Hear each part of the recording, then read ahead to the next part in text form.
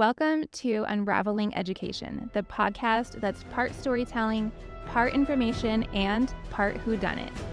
We'll be investigating the underlying issues harming the public education system and identifying the key players involved.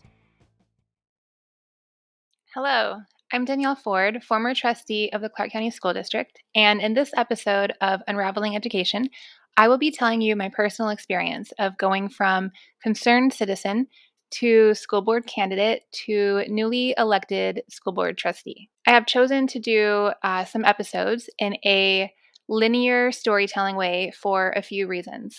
First is to protect myself legally. I will be sharing conversations that took place behind the scenes. I will be naming people. I will be offering my viewpoints, my opinions, my deductions about why certain things occurred, who's responsible, etc. So I'm trying to avoid any lawsuits for slander or libel. Legit lawsuits. I mean, people can sue anybody for any reason. Somebody could try to sue me because I have brown hair, but that does not mean that it will hold up in court. Claims of slander and libel only hold up if that information is false. So let me be very clear that all content on Unraveling Education, and especially these storytime type episodes, are all based on my personal experience and my personal investigations. I'm going to share with you what I know to be the truth, but there's always a chance I'm wrong. I might have perceived something incorrectly. I might have gotten the wrong information from someone else. I might have missed important details that would have otherwise changed the course of action. I don't know. And I still have a lot of questions and missing information that I am working on unraveling myself. So there's my disclaimer.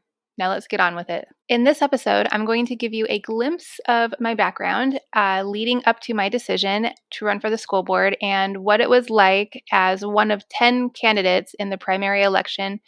The difference between the primary election and the general election when it came down to two of us for the November election, what happened the 7 weeks between winning the general election and swearing in, and the absolutely mind-boggling events that took place over the course of my first 6 months on the board.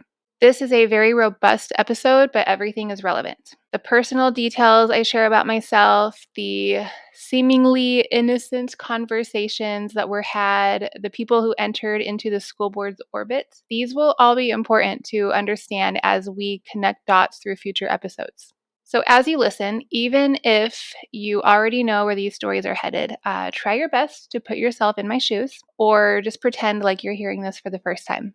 Doing that will ensure that these threads connect effortlessly for you. Quick and important plug. Unraveling Education relies on donations and sponsorships to exist. Every little bit helps, so if you would like to help support Unraveling Education going forward, you can visit unravelingeducation.com/sponsor. Thank you. I was born and raised here in Las Vegas, Nevada. I had a very chaotic childhood, going to 8 different schools while growing up, often being the new kid in school. I struggled in school, not because I wasn't smart, but because I was always joining school in the middle of the year, often had already done certain work and didn't want to do anymore. On top of that, I was undiagnosed ADHD. So I ended up dropping out of high school my junior year and immediately going to beauty school, graduating beauty school the same month that my friends got their high school diploma. Started a career young. I became a young mother, got married, had another kid, got divorced, opened a skincare studio when I was 22. Learned how to market that, and in growing that, I learned that I loved marketing. So I ended up closing down my studio and doing online marketing. I started a foundation and an organization for young mothers to learn life skills. I became noticed by the business community, won several awards, gave a TED Talk on the topic, was spotlighted in magazines. As my kids got older, I wanted to be involved in their education. I got involved in Cub Scouts and PTO, and in learning that and learning about schools and their budgets, had a lot of questions. For instance, started a snack shack at the school and had these ideas about bringing in local vendors and mom and pop kitchens, going to Whole Foods and, doing all these different things. But then I found out that we can't do any of that because the school can only choose vendors that were contracted based on nutritional guidelines. And, a bag of Cheetos was okay, but an apple had too much sugar. So I had a lot of questions, and I thought, who knows the answers to these questions and who decides these things? And it was the school board. So I started looking into what a trustee does. I thought, yeah, I can do that. I found the date that election started. I put it in my calendar and I plan to run for trustee of my district. So I had no idea how the school board operated.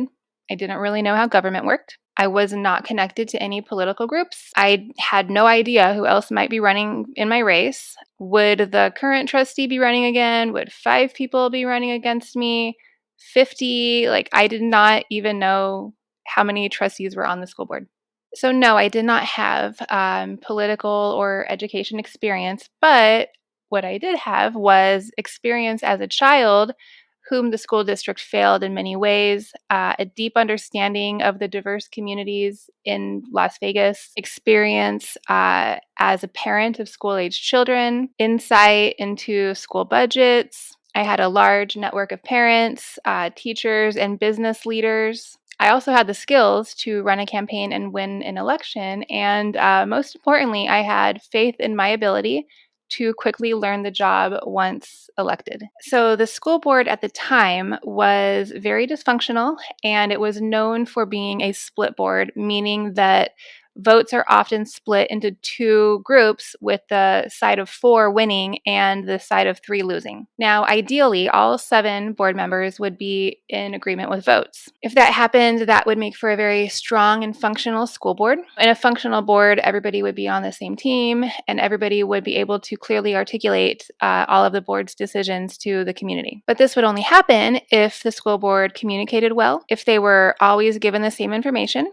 always voted in a nonpartisan way, and did not vote because of promises or special interests. Most elected positions in Nevada are considered partisan.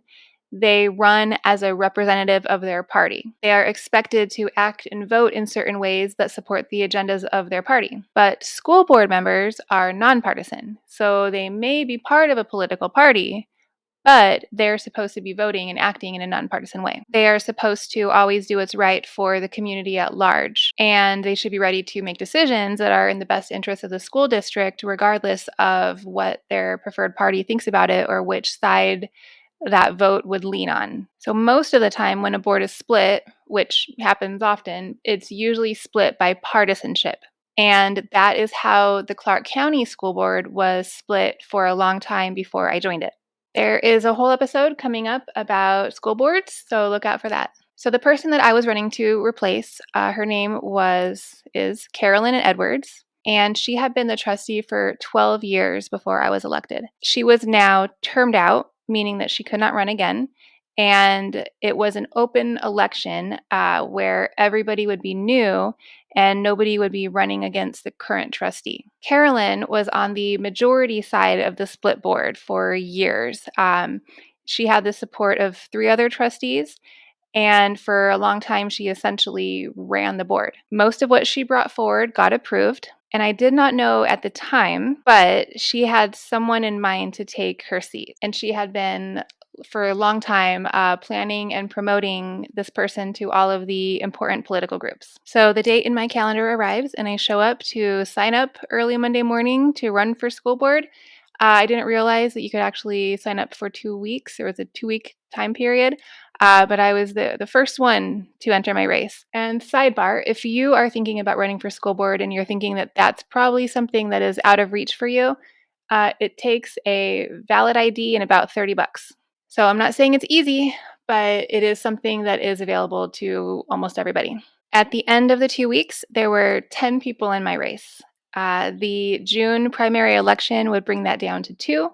And those 2 people would go to November for the November 2018 general election. So to prepare for endorsement interviews and to, figure out what I was even running for, I researched the role of the board deeply. And in my signing up to run for the school board, I learned that the general population doesn't really understand what the school board does, so I printed that all in my campaign materials. So the main roles of the school board are to set the vision for the district, also oversee the budget and the spending of taxpayer dollars, and most importantly, to hire a superintendent who's going to ensure that the operations of the district and the spending is in a line with the vision and the budget that the trustees came up with. So during the primary election, the current superintendent then announced retirement, and a very controversial search for a new superintendent for the Clark County School District ensued.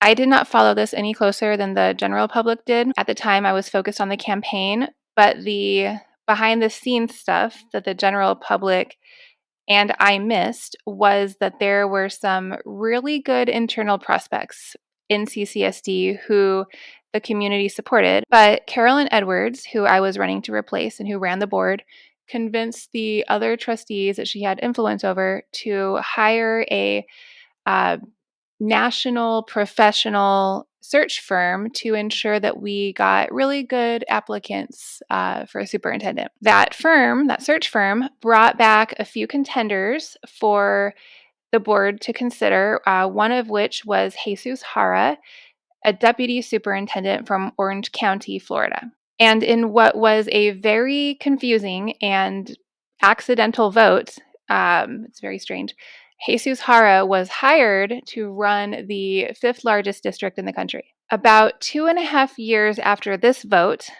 around the first time that Jesus Jara tried to blackmail and sue the Board of Trustees, but already several months into my investigating him, I would then pivot my attention to this exact time frame, review all the public meetings about it, go into the trustee offices and listen to hours of the tapes of the discussion from the closed sessions that the trustees had about hiring him, and request all the emails related to his hiring. But it's still 2018 right now, and I don't know any of these details except that the board just hired some new superintendent, some guy out of Florida. So now the campaign kicks off. The political groups would not give me the time of day. I went to dozens of endorsement interviews.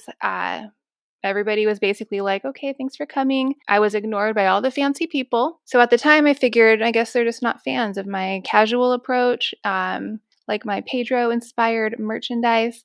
But what I did not know at the time is that one of my opponents had been pre selected to fill the seat, and everybody expected her to win and had already committed to giving her all the money and the people power that they had. So I did not know that, but I still knew that I was going to win. And I did win, coming in first out of 10, with the pre selected candidate coming in second. So now we are down to the top two, and we are off to the general election. There were 3 out of 7 board seats available. So this is when I learned why everyone ignored me during the primary. And I learned that my seat had been promised to someone else long before voters even knew either of us existed. Several groups literally told me during the interviews, now that they thought that I had a chance of winning, they were kind of rethinking their decision. A few of them said, "Oh, we would love to support you, but we promised Carolyn that we would support her chosen candidate." A couple of them even argued with each other right in front of me, but I still did not get their endorsements or large campaign donations. It all went to my opponent. So I start thinking, maybe I should get to know somebody on the board. There was one person on the board that seemed like we would get along. She was new. Our visions, our ideals seemed to align. She was techie. Her name is Lola Brooks. I did not know at the time, but she was friends with my opponent. So I asked her to meet, and she says yes. In the first meeting, I can just immediately tell that she does not like me, but that's okay. I was a new kid in school my whole life, and I have a very impressive track record of winning over girls that did not like me when they met me. So wasn't worried about it. I was like, I'm going to make Lola my best board friend. Okay, well, everybody is wrong sometimes, because that did not happen. In fact, the opposite happened. So next, the campaign is going on, and boudoir photos of me start getting passed around on social media.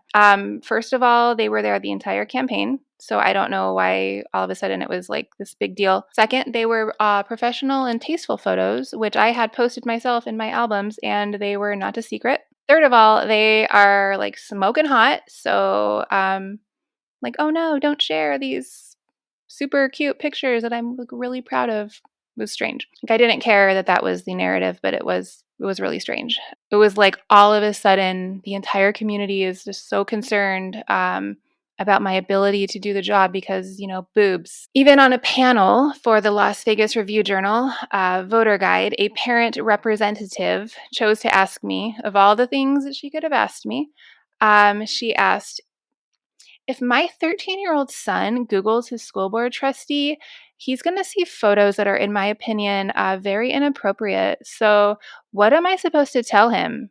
I'm like, well, I think a grown woman wearing lingerie is appropriate. And we should be teaching boys not to devalue women and that they are more than their bodies.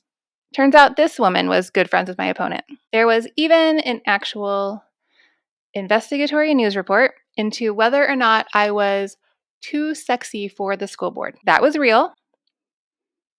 Darcy Spears, who did the interview, was like, I'm sorry, my editor wants the story. But like, why did the editor care? I didn't know. I do know now. So I did have one secret at the time, though. A few months before the general election, I became pregnant. I decided to keep it a secret until after the general election so that it could not be used against me. Plus, I wanted to focus on the campaign. And my 12-week checkup happened to be the morning after the election. So I was like, whatever the results are with the election, I will be looking forward to finally telling people and finally being able to celebrate it and be actually excited and give this pregnancy the attention that it deserves. So results came in around midnight. I won. Congrats messages and phone calls came in, but I went to bed. I was exhausted. I went to my 8 a.m. ultrasound the next day, and there was no heartbeat. I had miscarried. So the belief that I landed on with this was that her little soul was waiting to see what happened with the election. And then she was like, oh, my mom now has 320,000 kids to take care of, so I'm just going to dip. So that is what I choose to believe. So sidebar, a couple of things they do not tell you about miscarriages. First, if your body does not go through the steps that it's supposed to, you will end up carrying around a dead fetus for a week. And then if your body won't expel the fetus, then you have to get a D&C and you will bleed profusely for the following 6 weeks. So, right after the election, people and groups who did not support me during the campaign start coming out of the woodworks and calling and asking for meetings. They want to chat about how they can help me. They want to tell me about their organization or their company. So now I know, after experiencing several campaign seasons since then, that that's the time they contact new electeds to get their ear, make promises, make friends, make deals, whatnot. But I did not connect with anybody. I basically just ignored everybody, or I just said, let's connect after I swear in. Now, one of the first people that reached out to congratulate me and request a meeting was Superintendent Jara. And I said yes to him because he was my soon-to-be employee after all, and it was my intent to have a good working relationship with him. So I've had a little bit of time to process my loss. I'm in an okay headspace, but I am carrying around a dead fetus, so I'm not like super in the mood for any bullshit. So we meet at Starbucks. We shake hands. We exchange pleasantries. He congrats me on winning the election. And I'm like, well, you did tweet your support for my opponent from your professional Twitter page, which is, inappropriate at best and unethical at worst. But okay. Okay, but I only thought that in my head. I did not say it out loud. So, I'm already killing this meeting. So I ask him how he's liking CCSC so far, and he tells me, he just hit his 6-month mark. He's been doing a listening tour to really understand the needs of our community. He says that he hasn't taken any actions yet, but there's a lot of things that need to change. He's found lots of problems to fix, but he wanted to wait until the new trustees joined the board to make all these positive changes. So now that that's happened, it's time to get to work. So I'm nodding like it's all sounding good so far. Changes are good. God knows the school district is a hot mess. Teamwork is good. I love a good teamwork exercise, especially if there's a way I can win. I'm kidding. No, I'm not. So anyway, I ask a few more questions about him. He tells me things that I already knew. He's from Florida. He was a science teacher and then a coach and then a superintendent in Monroe County for a short time, then a deputy superintendent in Orange County, Florida. I'm nodding. He seems pleased with the conversation so far. We sit there in silence for a minute. He doesn't ask me anything about myself. He doesn't ask what my goals are. Doesn't ask what my favorite color is. Nothing. So then I ask, so what can I do as a trustee to best support you and ensure that your ideas and solutions for the district are successful? And then that question perked him right up. And then, as if he's on cue, he responds, "Glad you asked." And then he breaks out into a story. And the whole time he's telling it, I'm like, this has to be scripted, just word for word. He goes, "When I was a deputy superintendent in Florida, one of the board members was the former superintendent. And one day I asked,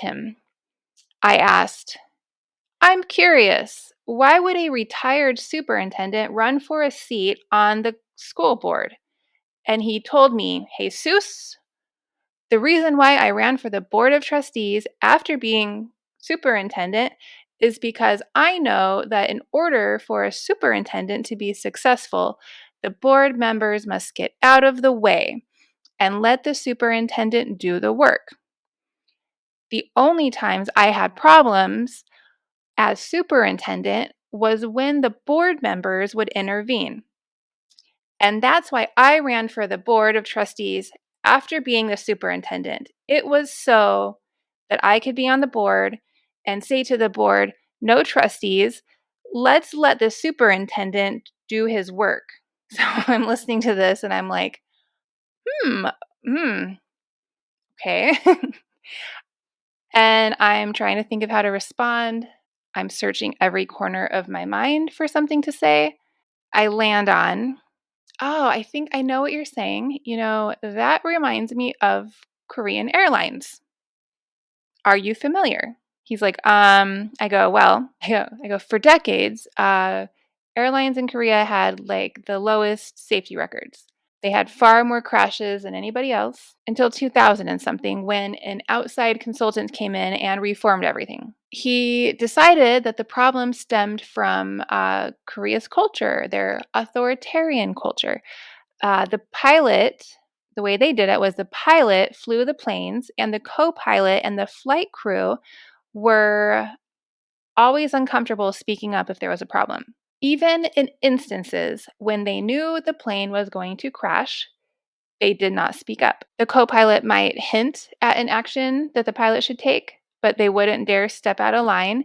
They didn't dare step out of line to the extent that they instead went down with the planes. So they changed everything. They made it the norm for crew members to speak up without vagueness, without politeness, when they knew that something was going wrong.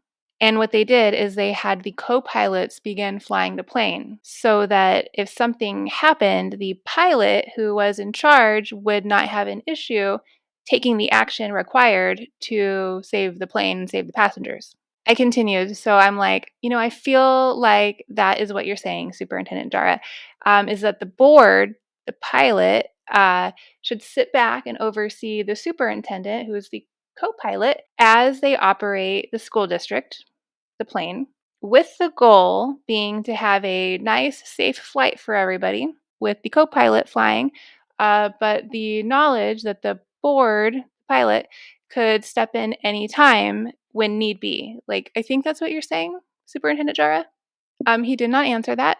He just goes, well, when I was deputy superintendent in Florida, one of the board members was the former superintendent. And then he tells the whole story again in the exact same way. I listened to the whole thing again. I let him finish and I was like, okay, well, I better get going. I say goodbye, etc. I leave. I leave, and I'm thinking, like, I am not even a little impressed with this guy. I don't dislike him or anything, but I really, really am having trouble seeing how anybody, like, met this person, interviewed this person, and was like, that is him. That's the guy. That is the guy that should be running the fifth largest district in the country. But I am only one of 7 board members, and he was hired for 3 years. So it is now my job to get along with him, work with him, and do whatever I can to make sure that both of us are successful.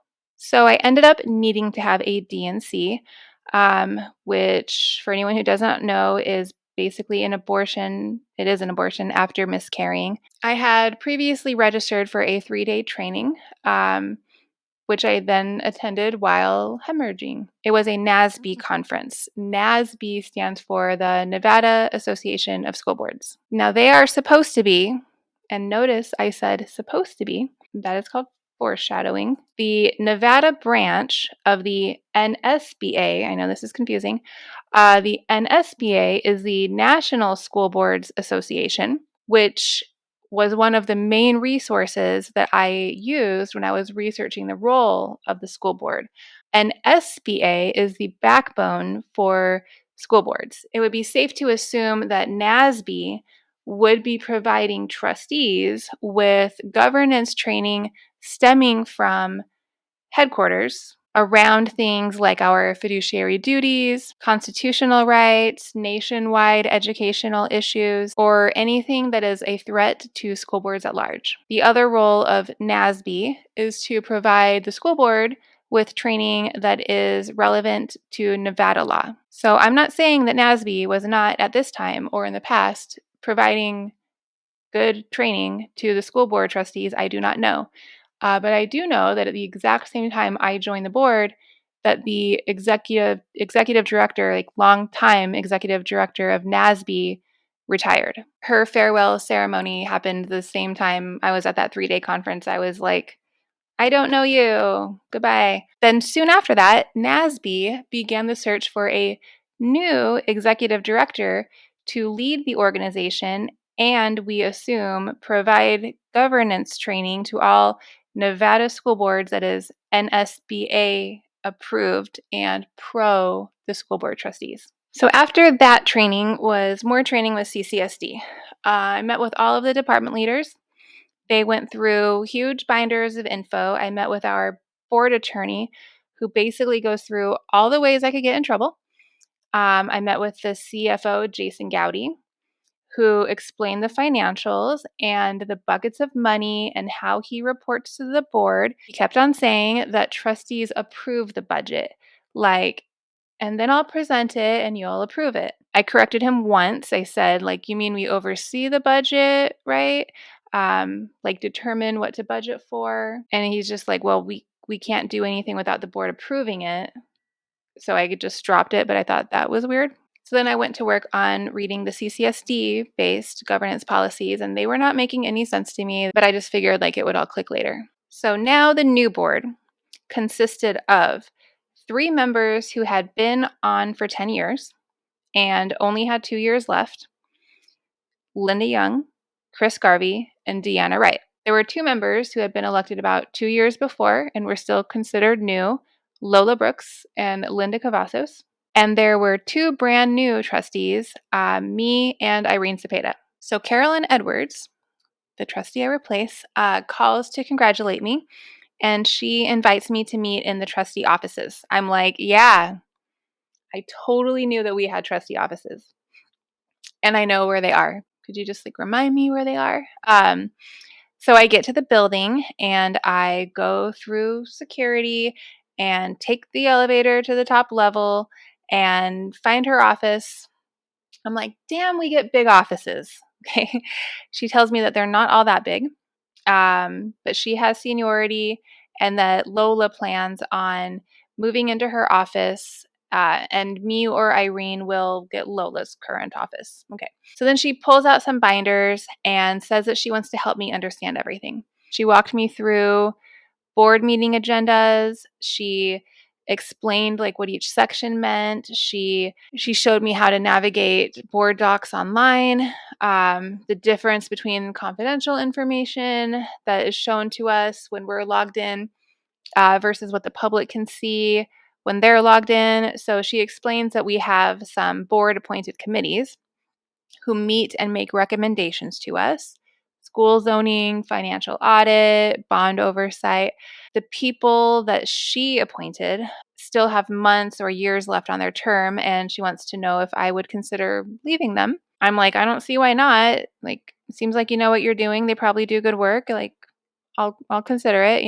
I'm not trying to come in and just like disrupt things for no reason. Then she tells me what to expect in the near future. There will be a swearing in ceremony on the first Monday. 2 days later, there will be a work session where new board officers are chosen. She explains the nomination and voting process. She asks if I've given thought to who I support for board president.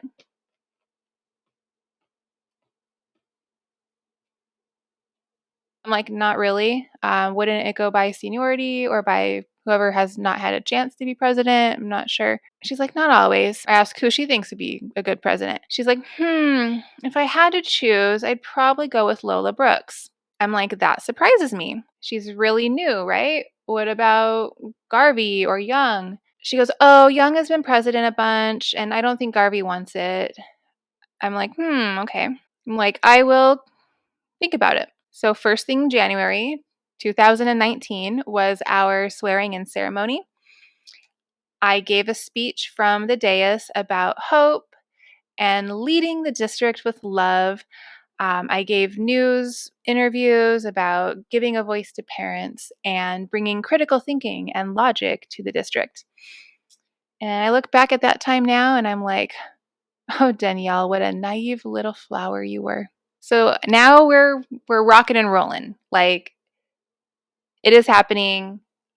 I'm overseeing the fifth largest district in the country. I attend my first biweekly meeting with the superintendent.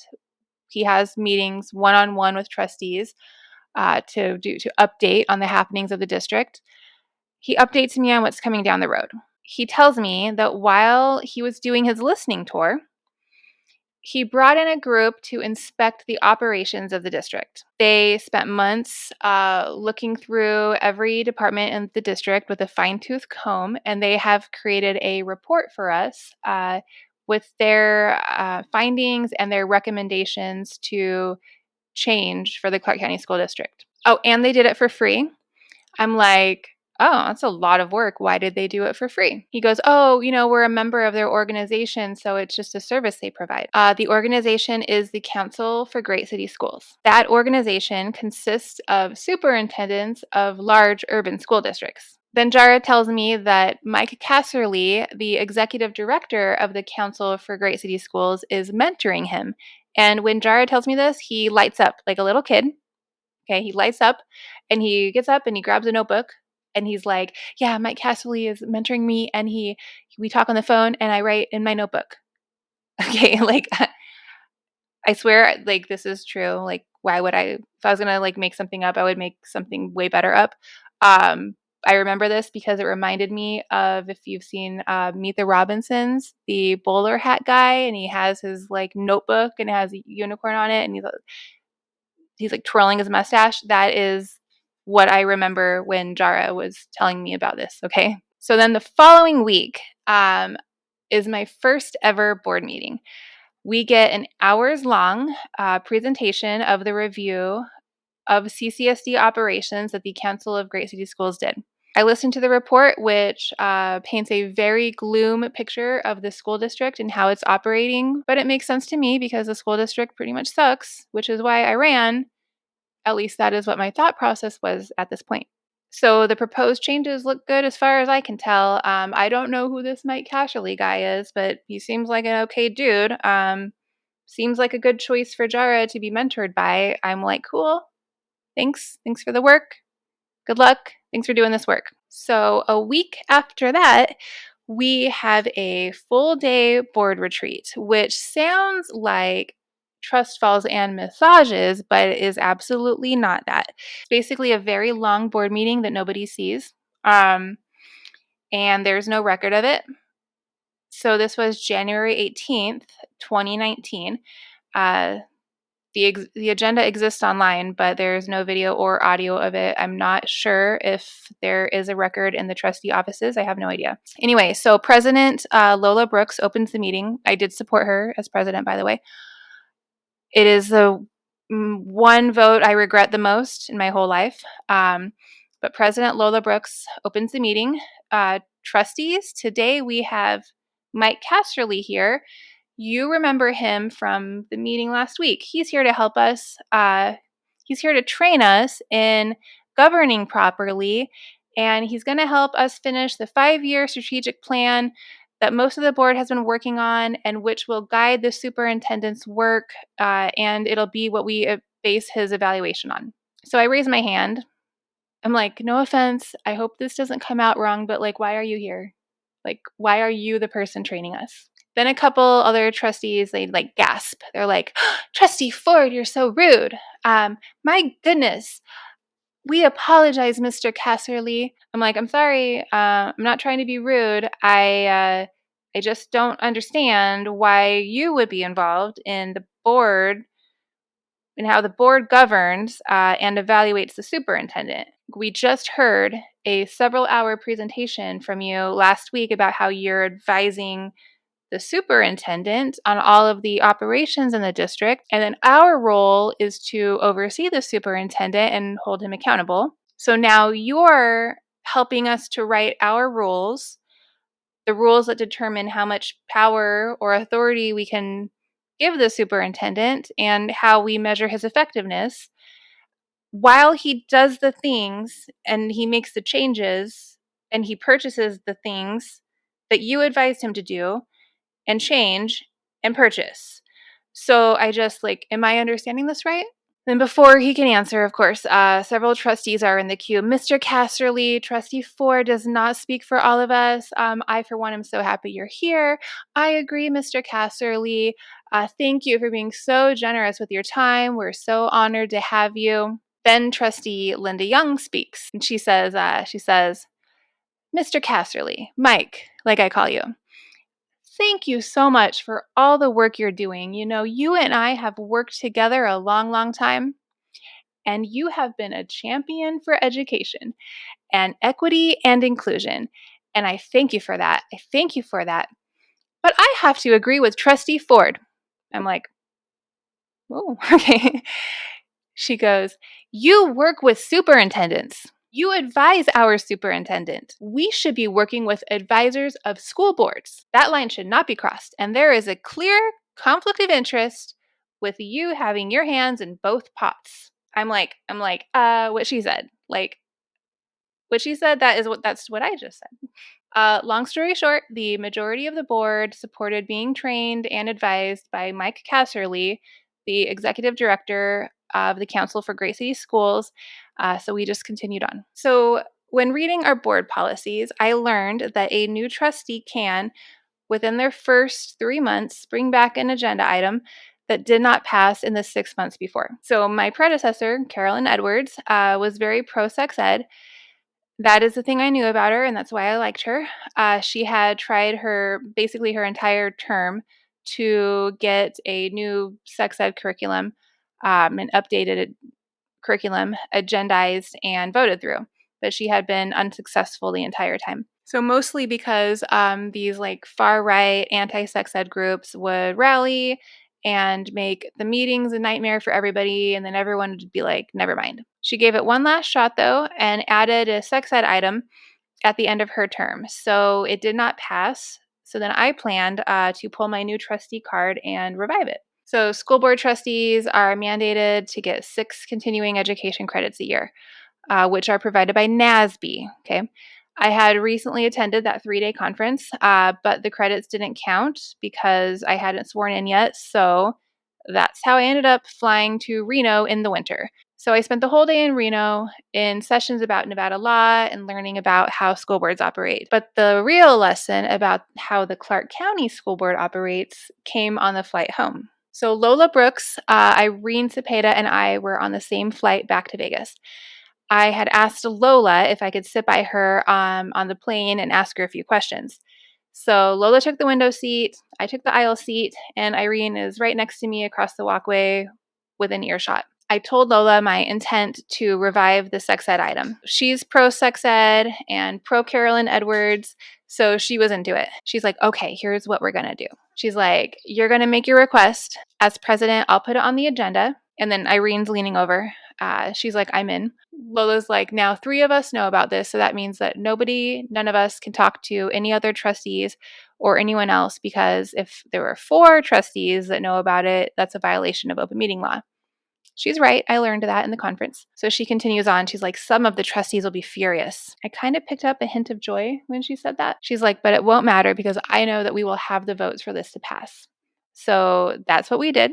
It started the ball rolling, and over the next few months, 2 committees were formed. They researched and recommended an updated and inclusive sex ed curriculum. We approved it, and the quality of sex education in CCSD improved exponentially. This was the first and also the last time that I was able to get something put on the agenda, voted on, and approved by a majority of the board. Over the next 4 years, more than 30 of my requests would be refused and or voted down. The only other 2 times that I was ever able to successfully get an item brought to the board, I had to force them by finding loopholes and by evoking Nevada law, but we will get to that. So now it's early February, and out of nowhere, a flood of messages come in from principals of schools in my district. Jara had sent them a memo that he was changing the allocation method of Title I funding. I'm not going to get into all of this, but basically, he sent to principals, hello, good afternoon. I will be taking hundreds of thousands of dollars from each of your school budgets immediately. Keep up the great work. And this was going to affect my schools the most. Most of my schools will have to lose some teachers. This was happening in the middle of the school year for no reason other than the superintendent decided to cut their budgets.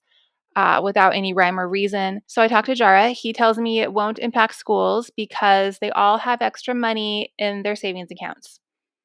So I go back and talk to principals, and they're like, the fuck we do, okay? I go back, I talk to Jara again. He tells me it doesn't matter anyway because the board doesn't have a say in the allocation of Title I dollars. I go look at previous years and I find numerous examples of the board voting on the spending of Title I dollars. So now he's lying to me and I don't appreciate it. Now, per our policies, when we have a problem, we should first address it with the superintendent. Okay, I tried that. Next is to bring it up to the board president. I do that. I go to Lola Brooks and I tell her what's going on. Okay, she gives me a long, patronizing speech essentially saying that I have no power as an individual trustee, that I don't understand how the board operates. She tells me that when she joined the board, she went 6 whole months before she even spoke at a meeting, except to second other trustees' motions. She wanted to appear professional and informed, and she chose to observe first. So she suggested I do the same. I'm like, yeah, I will not be doing that, but no. Then she offers to personally mentor me. I say thank you, but no thank you. I tell her what I need from you instead of your mentorship is for you to tell the superintendent that he cannot take $5 million from my schools in the middle of the year without any notice or discussion with principals first. She advises me to learn my role before I cause problems for both of us. She doesn't want to have to invoke the board's progressive discipline policy, but she will if she must. So I talk to our board attorney, who is supposed to, and there's that supposed to again, she's supposed to represent the board, act in the board's best interest, and ensure that the board is fulfilling their federal duties by being good stewards of public funds. So I tell her I want to talk to either Trustee Garvey or Trustee Young and get their opinion. They have historical knowledge of how this works, and they don't even know that this happened. The memo wasn't even sent to the full board. It was sent only to the principals of the schools that it would affect. She's like, as your attorney, I advise you not to talk to any trustees about it. You can address it to the full board at the meeting if you choose. I'm like, so it's better to blindside everybody at the meeting and publicly tell everybody that Jara is lying to me and making decisions that he shouldn't without the board's approval, instead of trying to handle it behind closed doors. And then she's like, I don't know, it's the law. I don't make the law. So I ask her if I can tell my constituents that it's happening. And if other trustees happen to hear that it's happening, then it's not a violation of an open meeting law. So she says that's fine as long as I don't say what I intend to say at the meeting or how I plan to vote on anything. So I post a list of schools and the amounts that will be cut, and understandably, people are pissed. During the meeting, I pull out my webcam and my microphone, and I live stream it to my Facebook page saying that Jara has been lying to me, and I'm asking him to prove that these decisions make sense. So the next day, I pass our board attorney in the hall, and she peeks out of a conference room, and she's like, "Can you come in here really quick?" I walk in, and there's Lola Brooks waiting for me, and she does not have a smiling face. I was tricked. Now, if I'd known better at the time, what I would have done was I would have said, if you would like a meeting with me, you can request one via email and list the topics that you would like to discuss, and that meeting will be recorded and stored with the board's records. But alas, I did not know better at the time. So I sat down and I said, all right, let's get this over with. My behavior is unacceptable. I broke several policies that clearly say that you cannot embarrass a superintendent. Lola doesn't even know what to do with me. She is furious. Furious, she says. She's trying to govern this board, and she's trying to repair the dysfunctional image that this board has had in the past. And how is she supposed to do that if I refuse to follow the rules and I refuse to accept the help that she offered me? I'm like, I don't know what to tell you. Jara was trying to take millions from my schools and lying to me about it. I tried to find better ways to address it. Neither of you were any help. I did what I believe to be the best course of action at the time. And if I don't have all the answers that I requested at the meeting, I will do it again at the next one. Then they both erupt and they start talking over each other. You will be in violation of several laws, and you're going against your board counsel's advice.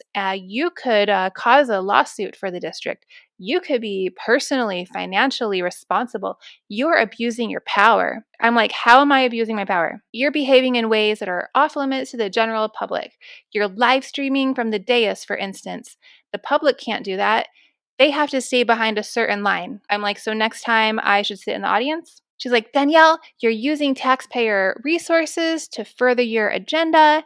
I go, what personal agenda and what taxpayer resources? She goes, you clearly have a grievance with the superintendent, and you can't use anything that the district paid for to help you. I'm like, what did I use? I used my own equipment. Do you mean the Wi-Fi that I used? Should I use my own hotspot?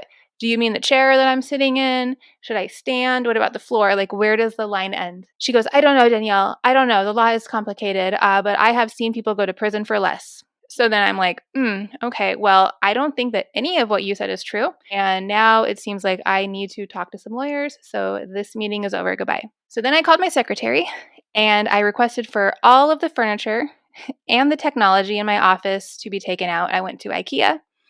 I got new furniture, got a couch, this couch. I got new curtains, ordered items from Amazon. I crafted some artwork, and then I premiered my new Wonder Woman office where I could work on my personal agendas without using district resources. So, okay, around the same time, Jara calls me to tell me that his staff did the work I requested at the board meeting, and then he tells me that he decided to give 50% of it back to my schools. And he says it like it's a gift, like, oh, they're getting 2.5 million instead of that he took 5 million. I think that he actually expected a thank you from me. I'm like, well, that is better than nothing. He did not tell the other trustees that happened. And I only know that because some were surprised much later when I mentioned it. And I'm telling you this, and it is important because this is the first of many times, at least over a dozen times that I know about, where superintendent would pick and choose to give important information to trustees of his choosing. So the next week, Lola sends an email saying that we will begin the work of updating our board governance policies based on the training that we received with Mike Casserly. And we will be working on creating a new social media policy. So quick but important note about the policy stuff. We covered that there are federal responsibilities, there are statewide parameters of how all Nevada boards must govern within the scope of the law. From there, school boards can make whatever rules, policies, or procedures for themselves that they want to. If it's voted by a majority of the board, the entire board is supposed to follow it.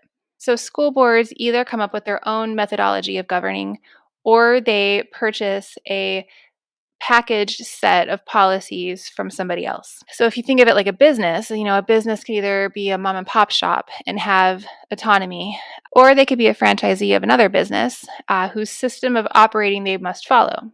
So if you wanted to open a hamburger shop, and you wanted someone else to tell you how to operate it, you could become a McDonald's. But if you wanted to open a hamburger shop and you also wanted to sell pizza or test new recipes, then you could not be a McDonald's. It would not be a McDonald's if you did that, and you could get in trouble for advertising it as McDonald's. Weird analogy, but this is going to be very important to understand later. So, the adopted method of governance that the board had selected and approved was called balanced governance. Um, every page of policy is trademarked balanced governance. Every time I had an issue with a policy, Lola would respond, "Well, that's balanced governance. It's what the board approved." Then I'd be like, "Well, balanced governance sucks." So Lola Brooks asks everybody to look over all the policies and submit their suggested revisions, and that we would discuss that at the next work session. So I reached out to policy experts at UNLV, and we worked together to rewrite all 40-ish policies. Most trustees submitted a page or so of suggestions. I submitted the entirety of the policies back fully edited. Like, here you go, I fixed it for you. My intent was to give the board more authority over the superintendent's decisions, give all staff a voice in district operations, involve the community, and govern through a lens of equity, diversity, and inclusion. So then I get a call from CCSD's then communications. She tells me that they are adding an item to the meeting that is a few days away. Usually it takes weeks to get an item placed. She tells me that it's an agreement between the Clark County School District and the Clark County Commissioners to make the outdoor space of schools available for community use on nights, weekends, breaks, anytime that school is not in session. This would be the community accessing the playground, the football fields, the bleachers, every part of the school besides the actual school building. Then she tells me that this is something that the commissioners have wanted for a long time, going back to when then Governor Steve Sisolak was on the county commission. She tells me, she goes, just so you know, Sisolak told us, meaning her and the government team, he told us, you better make this happen or do not ask for a penny this legislative session. So the legislative session was about to start.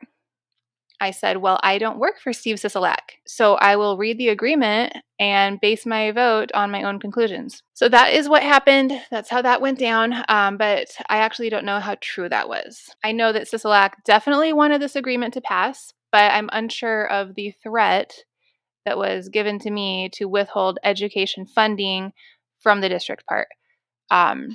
Maybe he actually said that, but also based on experiences down the road with the communications director, it wouldn't surprise me if that was like orchestrated to ensure my vote by having her call me instead of Jara, and then using like a passive tone and then adding in a threat that's like not coming from her. I don't know. So also, I never had another experience with Sisolak that would make me think that he definitely said that. I'm only telling you this because of the whole like walking in my shoes mindset part, right?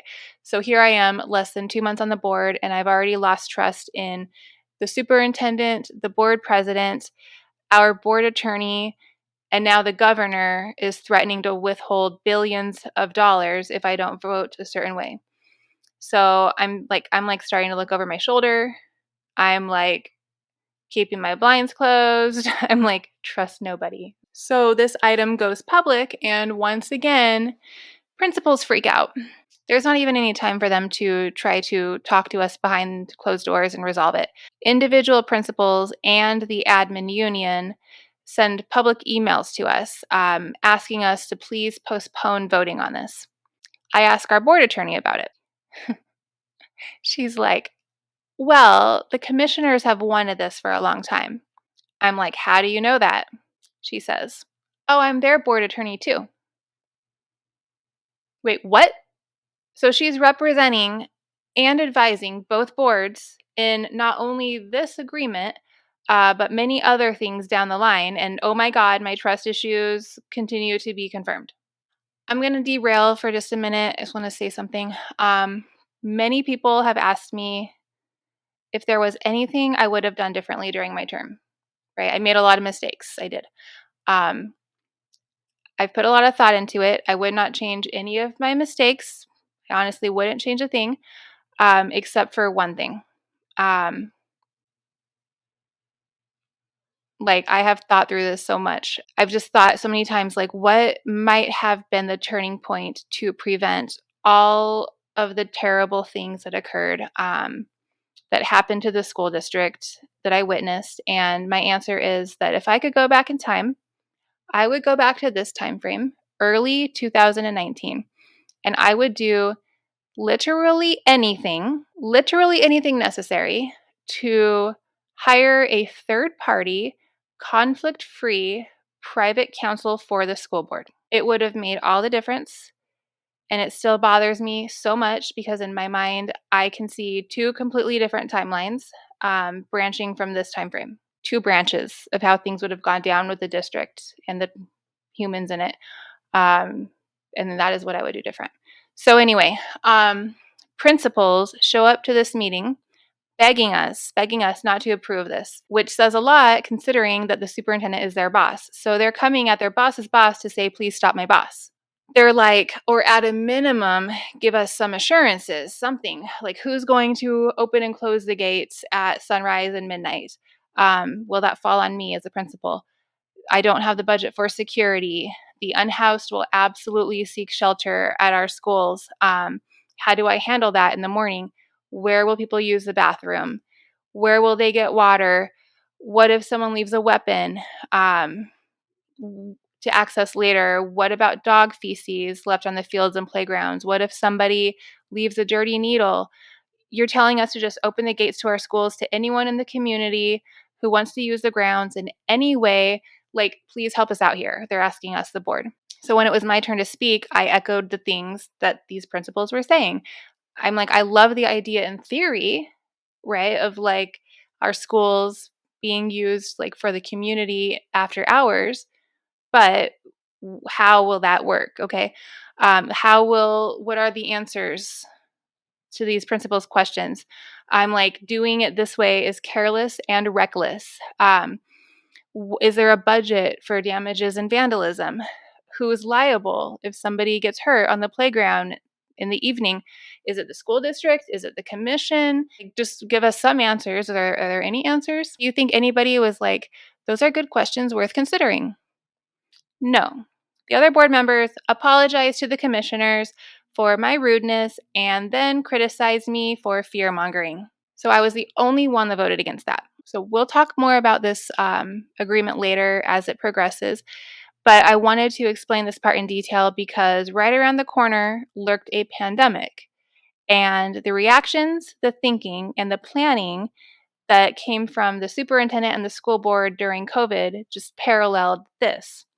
For example, no communication or input from principals, educators, or school staff. Orders coming from the top down. There was no forward thinking, and anybody who questioned anything was shot down. The only difference is that later on, I was no longer the only trustee voting against the superintendent's careless and reckless actions. But I wasn't on the majority side of the vote either.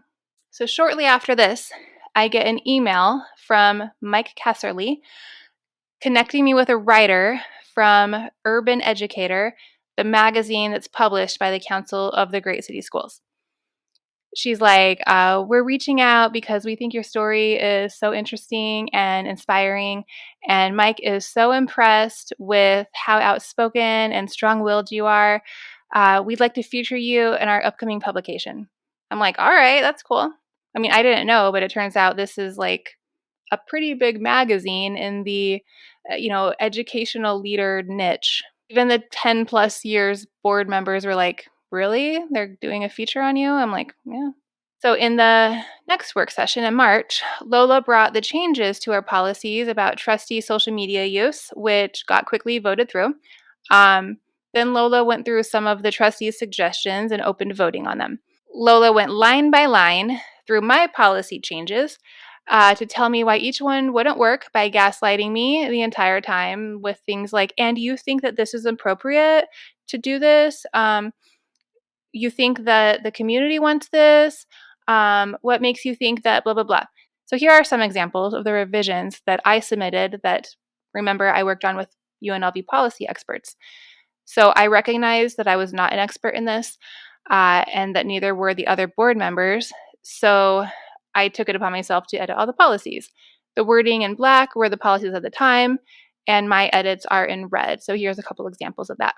I added that any individual trustee member could contact the president of the board regarding a pattern of superintendent miscommunication or non-productive communication, and appropriate discussion of their performance shall be triggered, which shall include the correction action plan.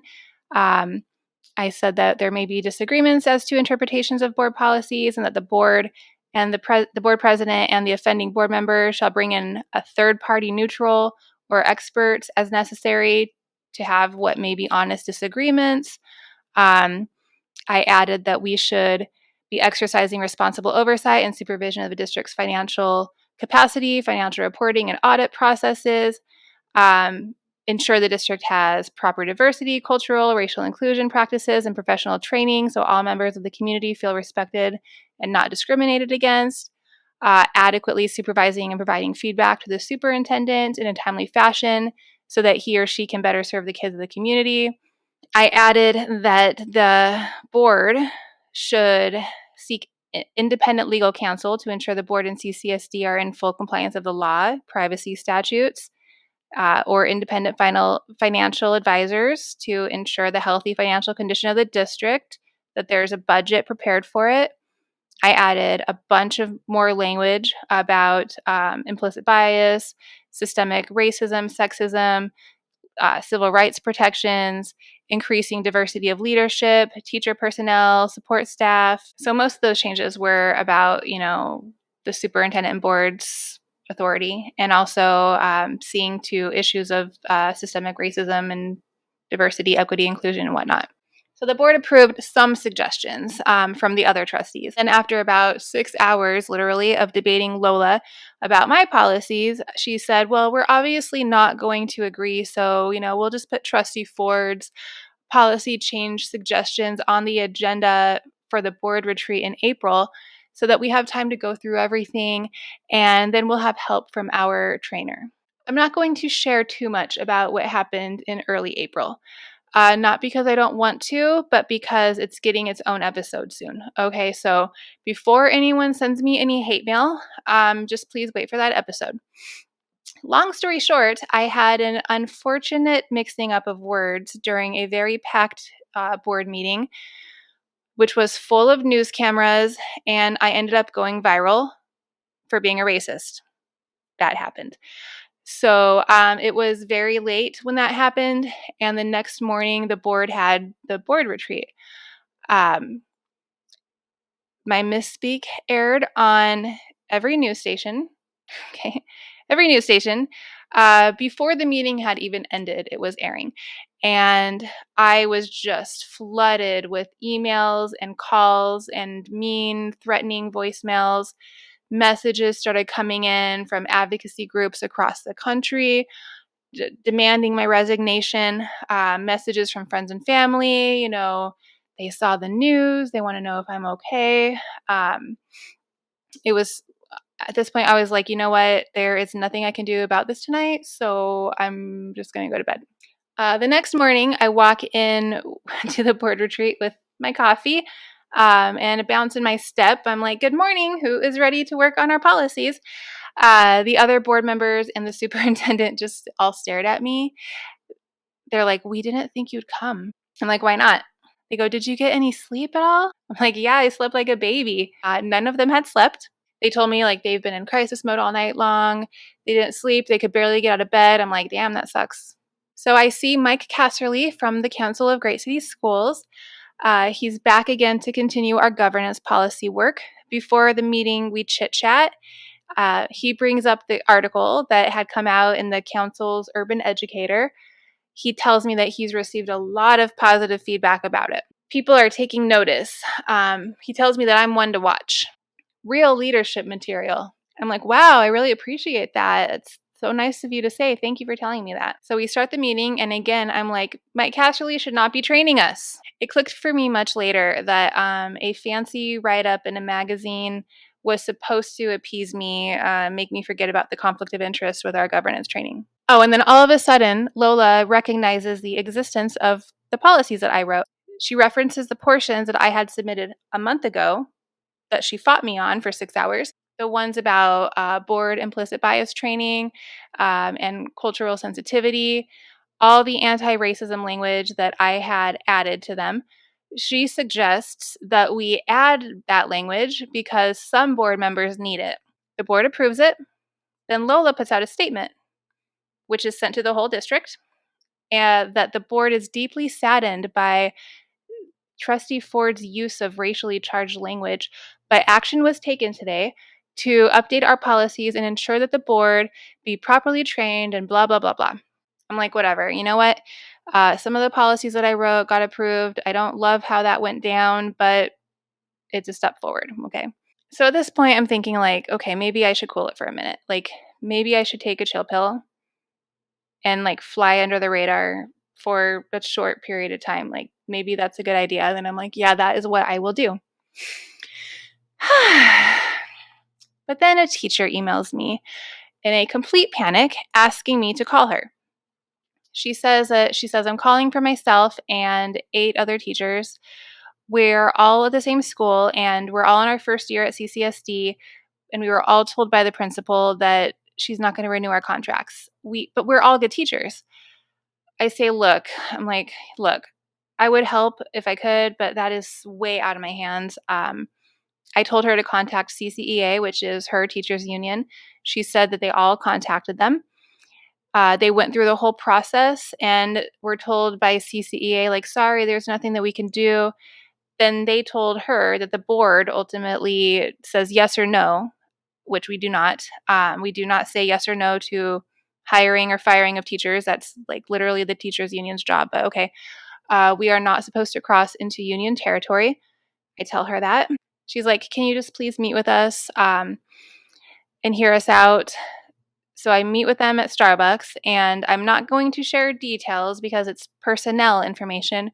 But what they told me and the documents that they showed me did not look right. So I sat around with like 8 teachers around, and they've got binders and all these things, and it just was not adding up.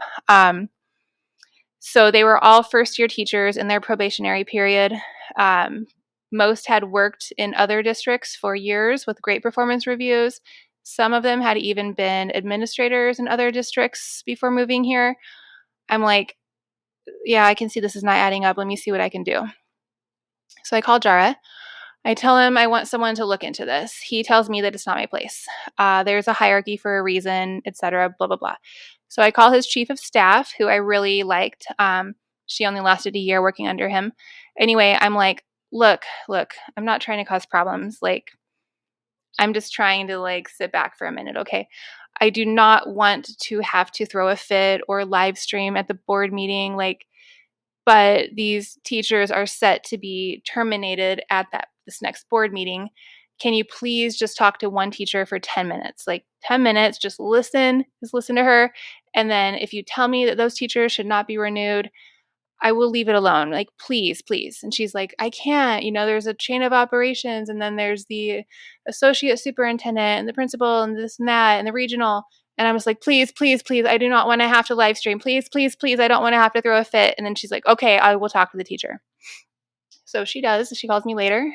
She goes, yeah, I spoke with her, and we will be taking all of those teachers off of the non-renew list, and we are putting the principal on probation. So those teachers are sending me messages. They're like, thank you. what can they do to help me? How can they ever repay me? Yada, yada. I'm like, I honestly do not even want the board or CCEA to know that I talked to you or did anything that could resemble meddling in union business. Like, I'm not even trying to go there, okay? Um, but I say, hey, if you actually want to do something, it would be nice if the board members know what happened and the public knows what happened. So if you could give public comment about it, that would be great. So they do come to a meeting and they speak about it. The board's like, oh my God.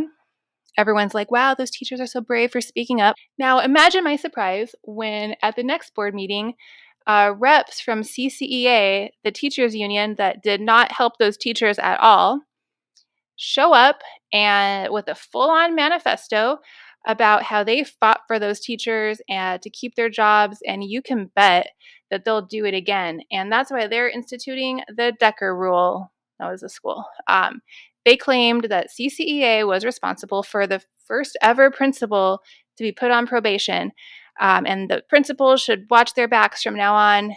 They literally did the opposite of all of that. They did not do anything. So while their little display at the time was very annoying, I really didn't care because I was flying under the radar, right? But it made me start to think, like, what's up with this teachers union? And if they're making this up, then what else are they making up? And do the members who are reading this nonsense know that it's nonsense? Or was this nonsense just told to them by someone at the top of their organization, like perhaps their executive director, John Bellardita?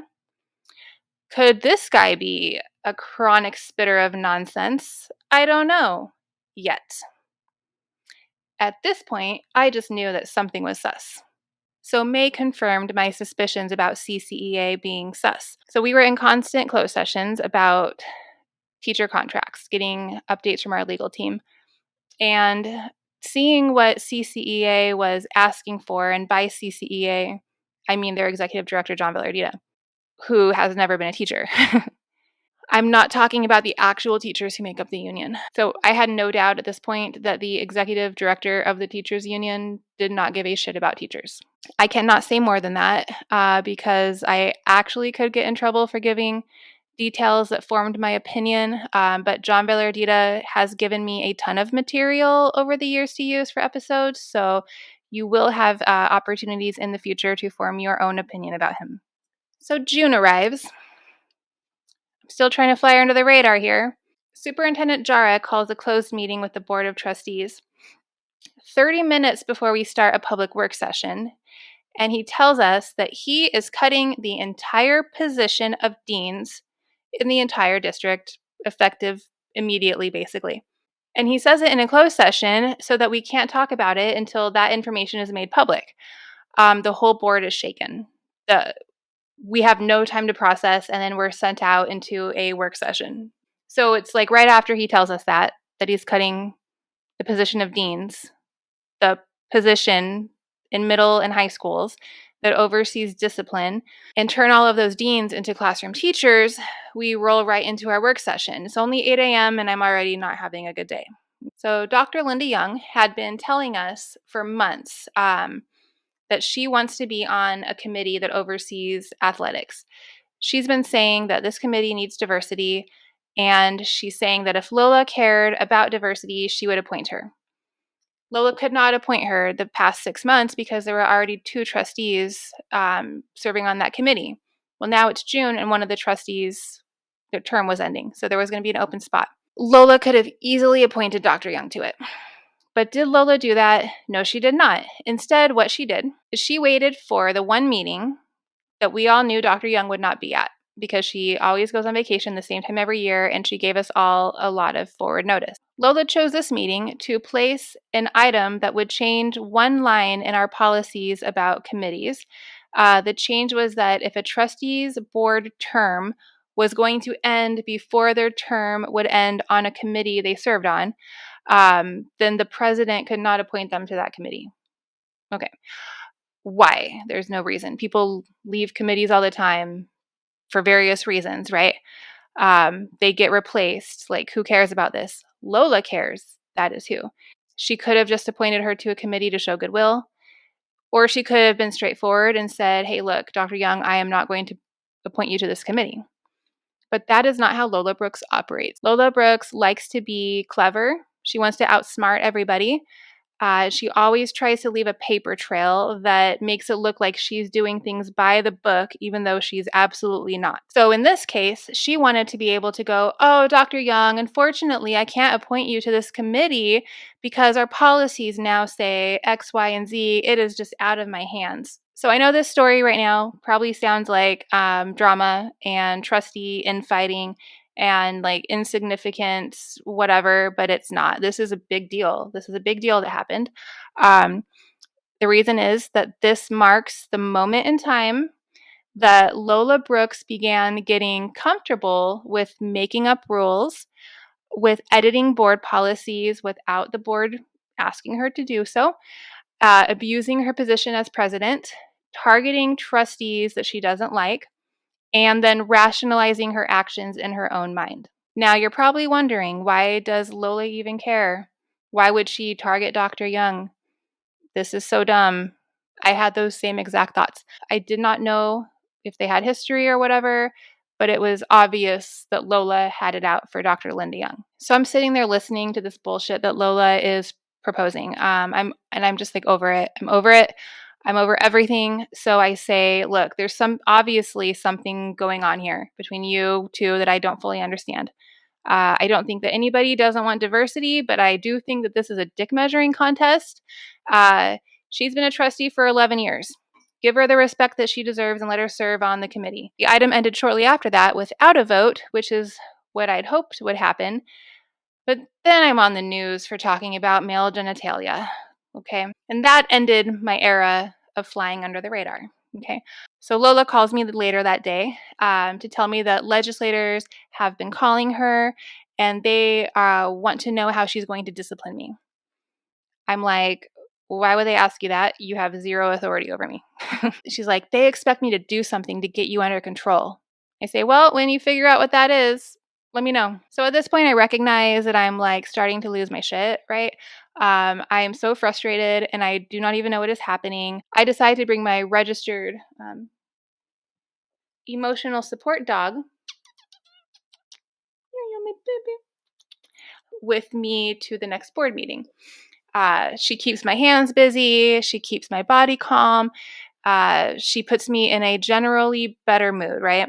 I consulted with my mental health provider before, and she wrote a letter explaining how my dog helps. She listed some simple accommodations that would help me succeed as a trustee. I emailed it to all board members, the superintendent, district general counsel, and our board counsel. I did not have to send that letter. I was trying to do things amicably. So now you would think that as a school board president might see this as an opportunity to show that the board is inclusive and supportive of diverse thinkers and learners. You would also think that Superintendent Jara, in learning that my dog makes me a calmer and nicer human, would be like, well, does she need her own dog bed? What kind of treats does your dog like, right? Like you would think. No, that is not how they responded. They responded by CCSD's general counsel emailing me a letter that ESAs are not allowed in CCSD buildings, only registered service animals, and they would not make an accommodation for me. So if you follow the story so far, and you think that I did not immediately call a service animal certifier, ask what will it take to get my dog registered within 10 days, then you do not know me at all. But Rose was at the next board meeting with me as a registered service dog. So through this whole time, I am like noticing questionable contracts coming to us. And instead of just relying on the information that CCSD gives us and the superintendent gives us, I start researching them on my own. So I'm talking multi-million-dollar contracts going to testing companies, software and data companies, even alternative education companies. I'm also noticing that most of these companies operate out of Florida, where Superintendent Jara just happens to be from. We'll talk much more about that later. By late June, the district is in complete chaos. The decision to cut the deans upset the entire community. Everybody is begging the board to reverse Jara's decision. Jara and Lola Brooks are just out of control. Our board attorney is useless. I'm absolutely frustrated with our board governance. I'm pissed because the changes that I tried to make to our policies in March would have prevented these things from happening and allowed the board to handle business. The trustees, who are publicly elected to represent voters and protect the school district, are getting steamrolled, and our board attorney was not helping at all. So I asked during a meeting, I'm like, what happens if I say no to this guy? Like, I am done. Our attorney answers. Lola interrupts her. My first question for our legal department is to please clarify exactly what will happen if the board decides to overturn this decision. Marianne Miller, would you, if board vote is taken to achieve that, you will be in violation of your own governance policies and the Clark County School District regulations. And then what will happen after that? I don't know. If you're going to completely disregard your procedures, you can't take. What is that policy? So can I actually interject here? So the board policy states that the superintendent has the authorities to do this, and the board actually shifted from a different policy to policy governance and then balanced governance as a result of a lawsuit due to trustees micromanaging. So that's actually how we got here. And we have had multiple trainings, and we have all agreed to the parameters under which we operate. So if you would like to change those parameters, the way that you would do that is you would bring that policy to a discussion, and you would go through that process to change the policy. Okay. It was mentioned earlier, somebody said that they feel like a school could operate without principals. I don't think that a school can operate without principals or teachers or support staff or students. I do think that if we built a wall around the admin building and turned off all the Wi-Fi, all the schools could still operate. So I'm going to support overturning the decision, and if it ends up passing, or if I'm just the only one, then you can please send that opinion to my lawyer. I'll give you that email address.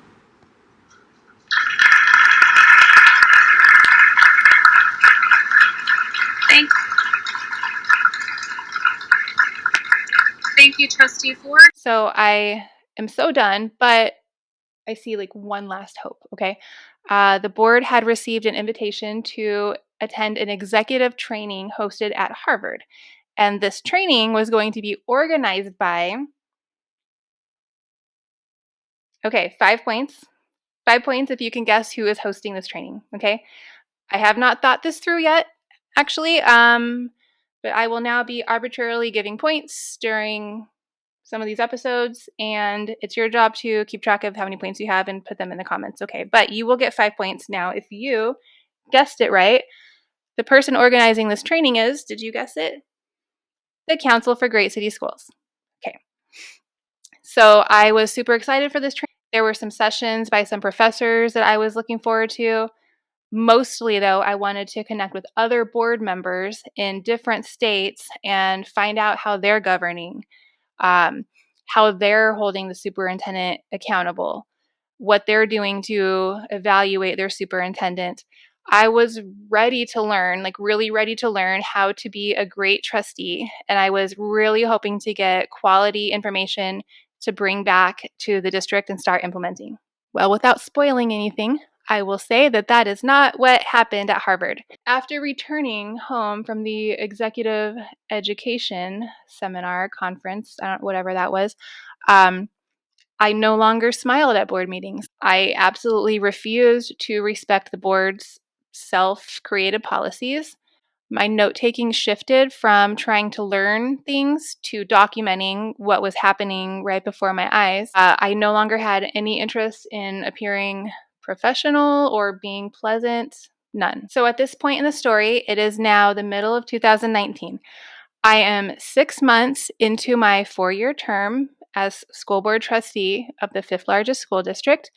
So far, I have pissed off the majority of the board, the superintendent, our board attorney, the governor, the Clark County commissioners, the executive director of the Council for Great City Schools, the anti-sex Republicans, most Democrats, and the entire Black community. And we have not even scratched the surface yet.